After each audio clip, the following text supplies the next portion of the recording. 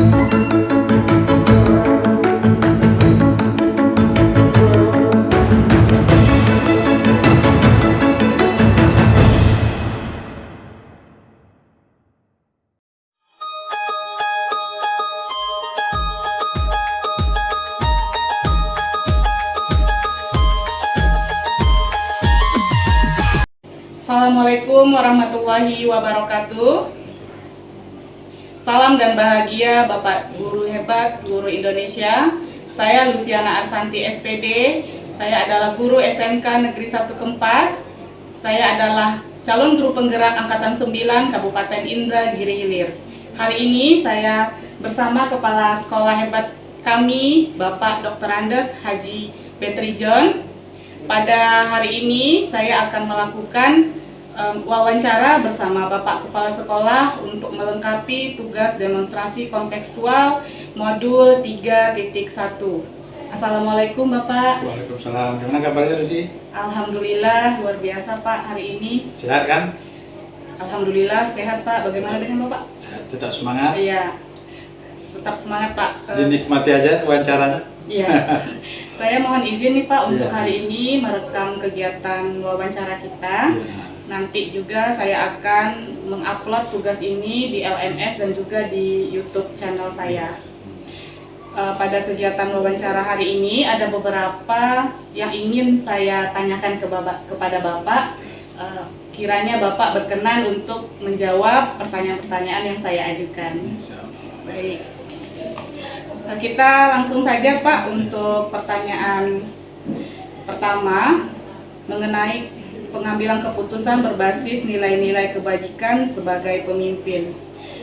Selama ini Bapak sebagai Kepala Sekolah SMK Negeri 1 Kempas dapat mengidentifikasi kasus-kasus yang mungkin yang merupakan dilema etika atau bujukan moral yang ada di sekolah ini Pak. Terima kasih ya Bu Lucy. Ini cikgu saya, guru SMK Negeri 1 Kempas yang sekarang lagi proses pendidikan di calon guru penggerak Angkatan 9. Mudah-mudahan menjadi guru hebat di masa-masa yang akan datang. Baik, berkaitan dengan apa yang Bu Lucy sampaikan tadi, sebagai pimpinan di sebuah lembaga pendidikan, khususnya di SMK 1 Kempas, tentu tak terlepas dari beberapa persoalan-persoalan yang ada di sekolah tersebut. Baik itu persoalan siswanya, mungkin kenakalannya, kehadiran sebagainya, mungkin juga persoalan guru-gurunya, juga mungkin ada persoalan dari orang tuanya.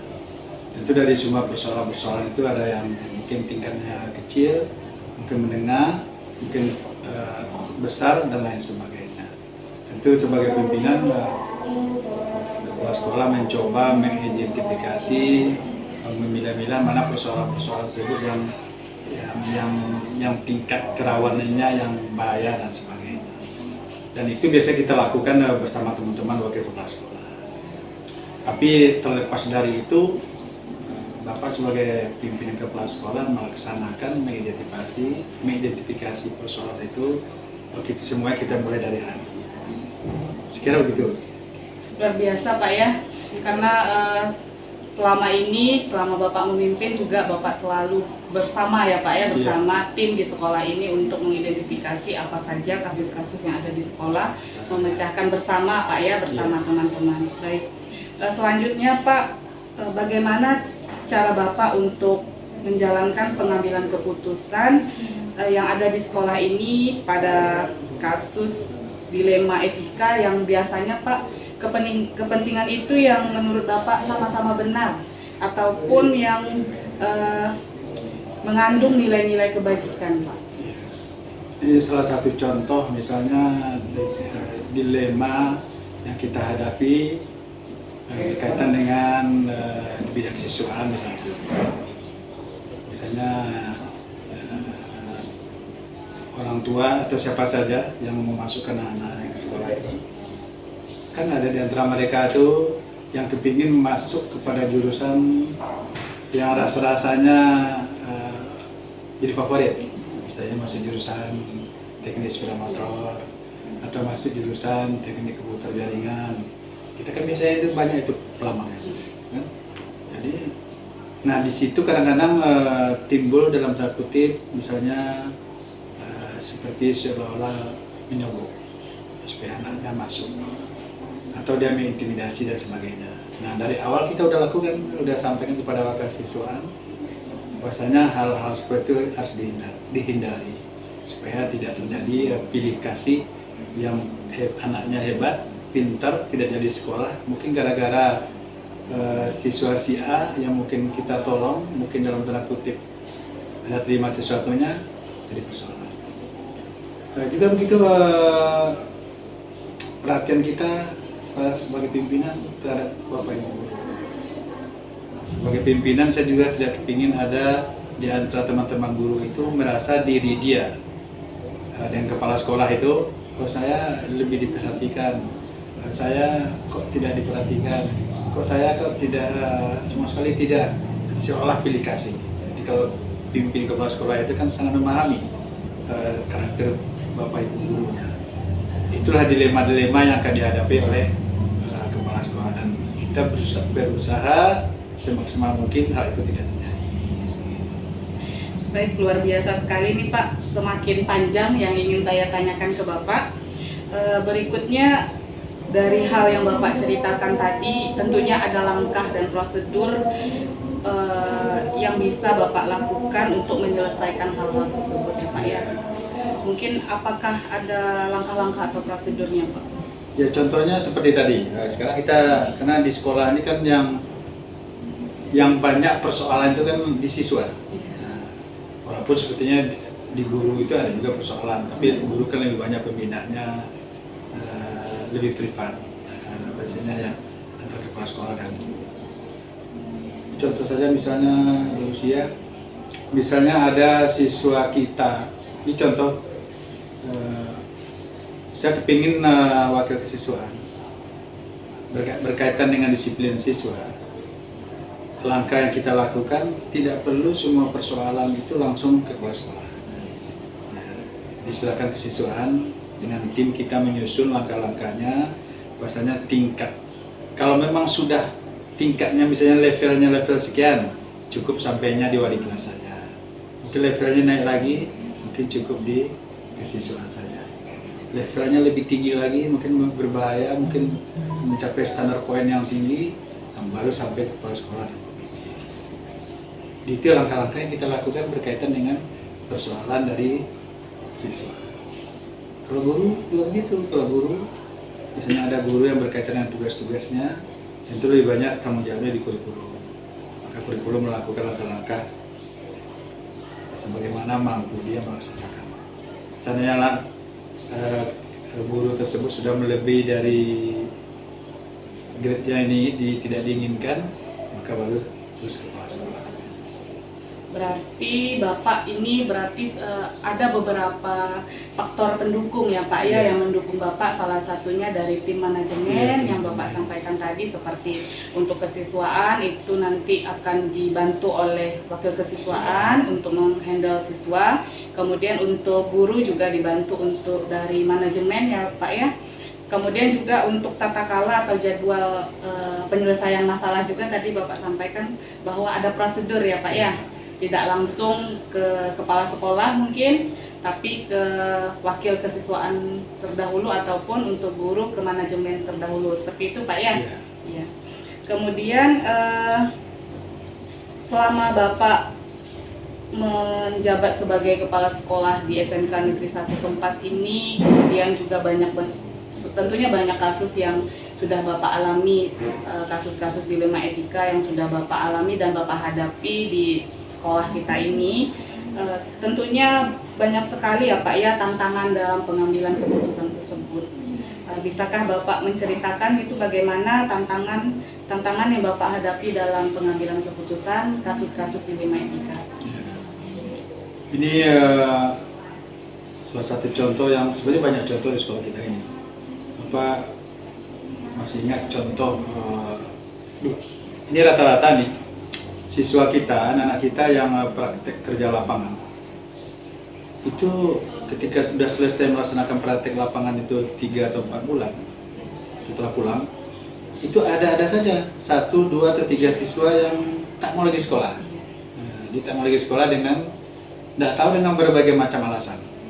Nah, jadi pernah dulu siswa kita, Bapak lupa namanya tahun berapa.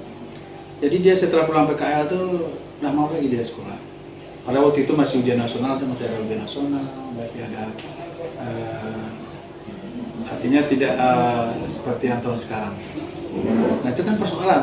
Setelah kita telusuri di mana tinggalnya dan ketemu sama dia, wali kelas dan gurunya, dia tetap tidak mau, dia tidak mau lagi sekolah. Alasannya yang apa?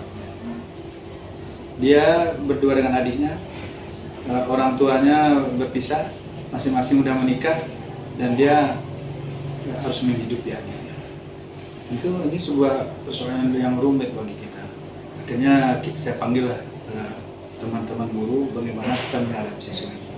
Nah, sebagai pimpinan saya meminta kepada teman-teman guru, tolong saya jangan terlalu ditekan dengan nilai. Anaknya harus kita selamatkan. Anaknya kita selamatkan, minimal dia harus dapat ijazah. Dengan ijazah itu dia berguna hidupnya. Pokoknya kesimpulan rapat kita itu, kamu cukup datang waktu ujian saja. Setelah itu terserah. Ya alhamdulillah dia datang ujian. Malah saya menjanjikan kepada dia, kalau kamu punya adik, punya perempuan, oke, nanti adikmu sekolah di sini setelah kamu tamat, beasiswa 3 tahun di sekolah ini. Itu kita lakukan. Karena kita yang sangat penting itu menyelamatkan dia. Masa dia udah sekolah 2,5 tahun, gara-gara kehidupan pribadi dia, kita tidak punya respon mungkin secara pribadi, ya guru-guru harus ikhlas, mudah-mudahan jadi pahala. Nah, itu persoalan yang harus kita lakukan demi menyelamatkan anak tersebut.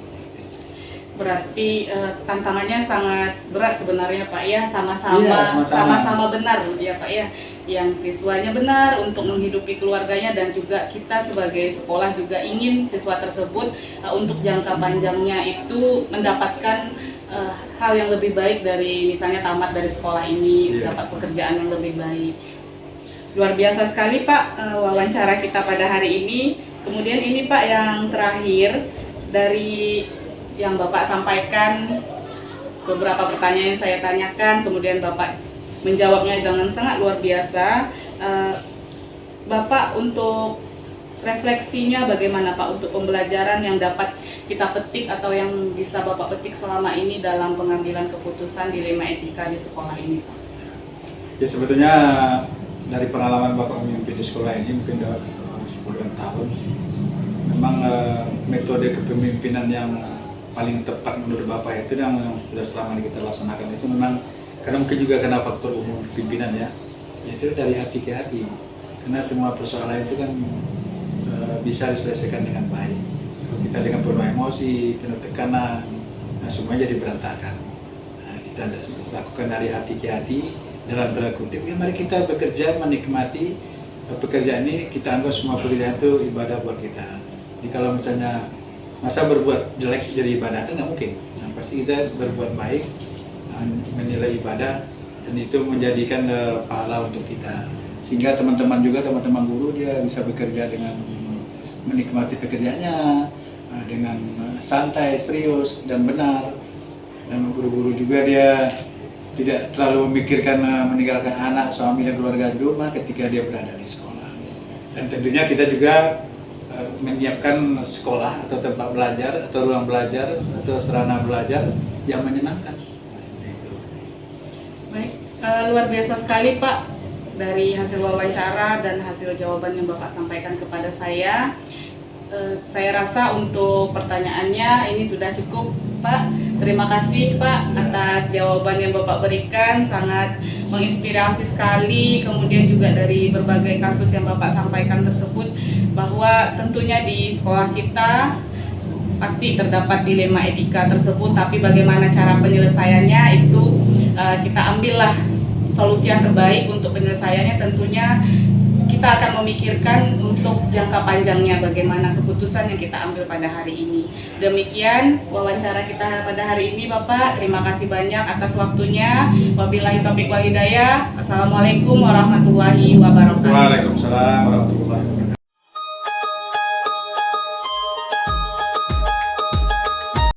Assalamualaikum Assalamualaikum warahmatullahi wabarakatuh. Setelah saya melaksanakan wawancara bersama Bapak Kepala Sekolah SMK Negeri 1 Kempas, Bapak Dr. Andes Haji Betrizon, adapun refleksi yang saya berikan dari kegiatan wawancara tadi, yaitu bahwa di dalam sebuah pengambilan keputusan berupa dilema etika yang ada di SMK Negeri 1 Kempas dilakukan dari hati ke hati. Bapak Kepala Sekolah menyampaikan bahwa pengambilan keputusan itu haruslah dilaksanakan atau dilakukan dari hati ke hati, memberikan sebuah motivasi ataupun menyelesaikan sebuah keputusan itu dengan memikirkan bagaimana jangka panjangnya untuk hasil keputusan tersebut. Kemudian dari kegiatan wawancara tadi juga Kepala Sekolah menyampaikan bahwa pekerjaan itu dilaksanakan dengan ikhlas, insya Allah akan berupa menjadi nilai ibadah.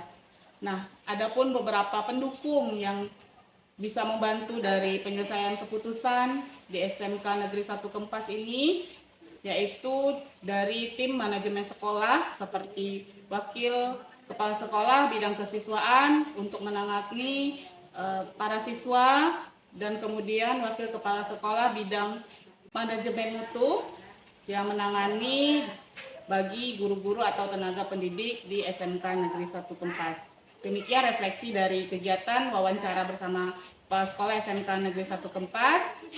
Wabillahi taufiq wal hidayah. Assalamualaikum warahmatullahi wabarakatuh.